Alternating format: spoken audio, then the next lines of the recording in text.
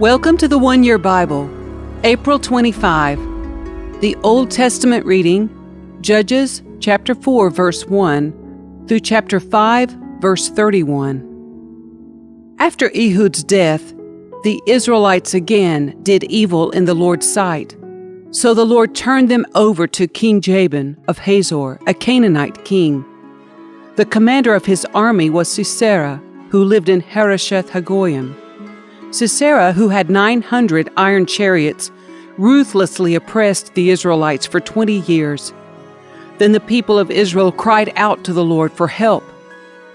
Deborah, the wife of Lipidoth, was a prophet who was judging Israel at that time. She would sit under the palm of Deborah between Ramah and Bethel in the hill country of Ephraim, and the Israelites would go to her for judgment. One day she sent for Barak, son of Abinoam, who lived in Kadesh in the land of Naphtali. She said to him, "This is what the Lord, the God of Israel, commands you. Call out 10,000 warriors from the tribes of Naphtali and Zebulun at Mount Tabor, and I will call out Sisera, commander of Jabin's army, along with his chariots and warriors, to the Kishon River. There I will give you victory over him." Barak told her, "I will go, but only if you go with me."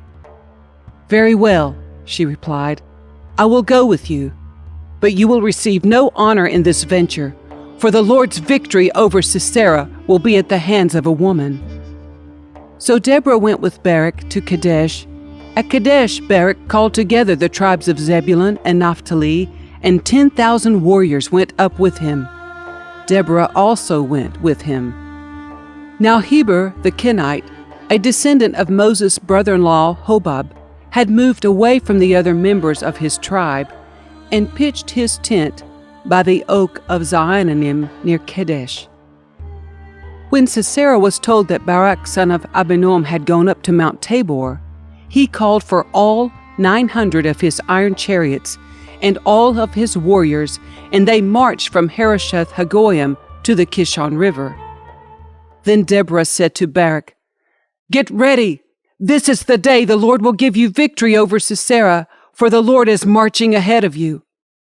So Barak led his 10,000 warriors down the slopes of Mount Tabor into battle. When Barak attacked, the Lord threw Sisera and all his chariots and warriors into a panic. Sisera leapt down from his chariot and escaped on foot. Then Barak chased the chariots and the enemy army all the way to Harosheth Hagoyim, killing all of Sisera's warriors. Not a single one was left alive.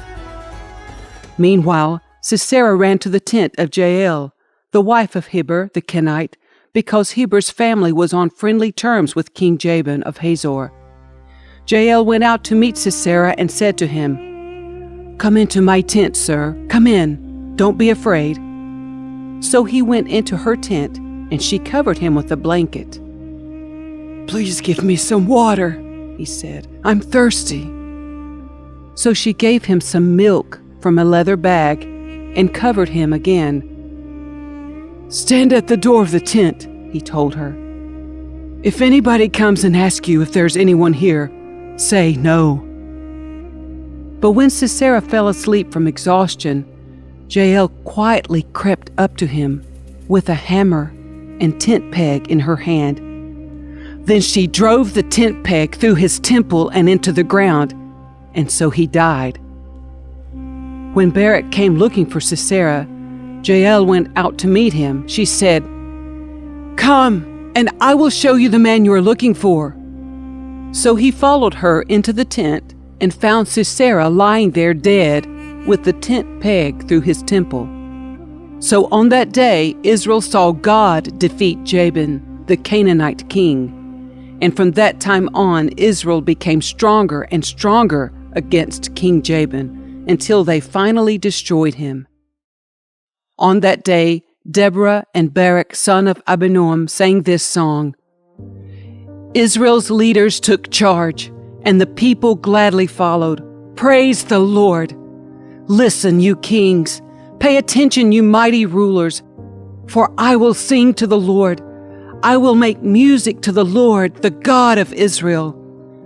Lord, when you set out from Seir and marched across the fields of Edom, the earth trembled, and the cloudy skies poured down rain. The mountains quaked in the presence of the Lord, the God of Mount Sinai, in the presence of the Lord, the God of Israel. In the days of Shamgar son of Anath, and in the days of Jael, people avoided the main roads, and travelers stayed on winding pathways. There were few people left in the villages of Israel, until Deborah arose as a mother for Israel. When Israel chose new gods, war erupted at the city gates, yet not a shield or spear could be seen among 40,000 warriors in Israel. My heart is with the commanders of Israel, with those who volunteered for war. Praise the Lord. Consider this, you who ride on fine donkeys, you who sit on fancy saddle blankets, and you who walk along the road. Listen to the village musicians gathered at the watering holes. They recount the righteous victories of the Lord and the victories of his villagers in Israel. Then the people of the Lord marched down to the city gates. Wake up, Deborah! Wake up! Wake up! Wake up and sing a song! Arise, Barak! Lead your captives away, son of Abinoam. Down from Tabor marched the few against the nobles. The people of the Lord marched down against mighty warriors. They came down from Ephraim, a land that once belonged to the Amalekites. They followed you, Benjamin, with your troops. From Machir the commanders marched down. From Zebulun came those who carry a commander's staff. The princes of Issachar were with Deborah and Barak. They followed Barak, rushing into the valley. But in the tribe of Reuben, there was great indecision. Why did you sit at home among the sheepfolds, to hear the shepherds whistle for their flocks? Yes, in the tribe of Reuben, there was great indecision. Gilead remained east of the Jordan. And why did Dan stay home? Asher sat unmoved at the seashore, remaining in his harbors. But Zebulun risked his life, as did Naphtali on the heights of the battlefield. The kings of Canaan came and fought at Taanach near Megiddo's springs, but they carried off no silver treasures. The stars fought from heaven. The stars in their orbits fought against Sisera. The Kishon River swept them away, that ancient torrent, the Kishon. March on with courage, my soul. Then the horses' hooves hammered the ground, the galloping of Sisera's mighty steeds. Let the people of Meroz be cursed, said the angel of the Lord. Let them be utterly cursed, because they did not come to help the Lord against the mighty warriors. Most blessed among women is Jael, the wife of Heber the Kenite. May she be blessed above all women who live in tents. Sisera asked for water, and she gave him milk. In a bowl fit for nobles, she brought him yogurt. Then with her left hand, she reached for a tent peg, and with her right hand for the workman's hammer. She struck Sisera with the hammer, crushing his head. With a shattering blow, she pierced his temples. He sank. He fell. He lay still at her feet. And where he sank, there he died. From the window, Sisera's mother looked out. Through the window, she watched for his return, saying, "Why is his chariot so long in coming? Why don't we hear the sound of chariot wheels?" Her wise women answer, and she repeats these words to herself. They must be dividing the captured plunder, with a woman or two for every man. There will be colorful robes for Sisera, and colorful embroidered robes for me. Yes, the plunder will include colorful robes embroidered on both sides.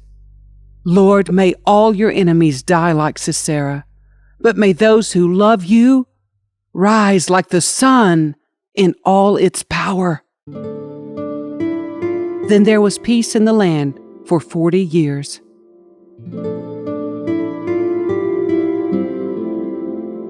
The New Testament reading, Luke chapter 22, verses 35 through 53. Then Jesus asked them, his disciples, "When I sent you out to preach the good news, and you did not have money, a traveler's bag, or an extra pair of sandals, did you need anything?" "No," they replied. "But now," he said, "take your money and a traveler's bag, and if you don't have a sword, sell your cloak and buy one. For the time has come for this prophecy about me to be fulfilled." He was counted among the rebels. Yes, everything written about me by the prophets will come true. "Look, Lord," they replied, "we have 2 swords among us." "That's enough," he said. Then, accompanied by the disciples, Jesus left the upstairs room and went, as usual, to the Mount of Olives. There he told them, "Pray that you will not give in to temptation." He walked away about a stone's throw and knelt down and prayed, "Father, if you are willing, please take this cup of suffering away from me. Yet I want your will to be done, not mine." Then an angel from heaven appeared and strengthened him. He prayed more fervently, and he was in such agony of spirit that his sweat fell to the ground like great drops of blood. At last he stood up again and returned to the disciples, only to find them asleep, exhausted from grief. "Why are you sleeping?" he asked them. "Get up and pray, so that you will not give in to temptation." But even as Jesus said this, a crowd approached, led by Judas, one of the 12 disciples. Judas walked over to Jesus to greet him with a kiss. But Jesus said, "Judas, would you betray the Son of Man with a kiss?" When the other disciples saw what was about to happen, they exclaimed, "Lord, should we fight? We brought the swords." And one of them struck at the high priest's slave, slashing off his right ear. But Jesus said, "No more of this."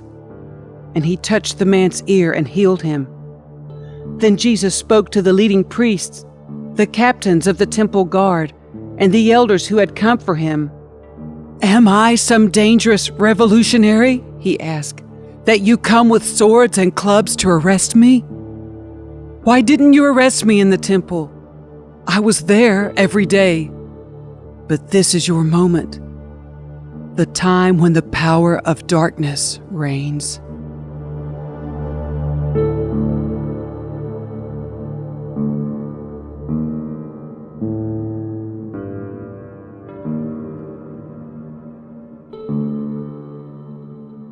Psalm 94, verses 1 through 23. O Lord, the God of vengeance, O God of vengeance, let your glorious justice shine forth. Arise, O Judge of the earth, give the proud what they deserve. How long, O Lord, how long will the wicked be allowed to gloat? How long will they speak with arrogance? How long will these evil people boast? They crush your people, Lord, hurting those you claim as your own. They kill widows and foreigners and murder orphans. The Lord isn't looking, they say, and besides, the God of Israel doesn't care. Think again, you fools. When will you finally catch on? Is he deaf, the one who made your ears? Is he blind, the one who formed your eyes? He punishes the nations. Won't he also punish you? He knows everything. Doesn't he also know what you are doing? The Lord knows people's thoughts. He knows they are worthless. Joyful are those you discipline, Lord, those you teach with your instructions. You give them relief from troubled times until a pit is dug to capture the wicked. The Lord will not reject his people. He will not abandon his special possession. Judgment will again be founded on justice, and those with virtuous hearts will pursue it. Who will protect me from the wicked? Who will stand up for me against the evildoers? Unless the Lord had helped me, I would soon have settled in the silence of the grave. I cried out, "I'm slipping!" But your unfailing love, O Lord, supported me. When doubts filled my mind, your comfort gave me renewed hope and cheer. Can unjust leaders claim that God is on their side? Leaders whose decrees permit injustice? They gang up against the righteous and condemn the innocent to death. But the Lord is my fortress. My God is the mighty rock where I hide. God will turn the sins of evil people back on them. He will destroy them for their sins. The Lord our God will destroy them. Proverbs 14, verses 3 and 4. A fool's proud talk becomes a rod that beats him, but the words of the wise keep them safe. Without oxen, a stable stays clean, but you need a strong ox for a large harvest.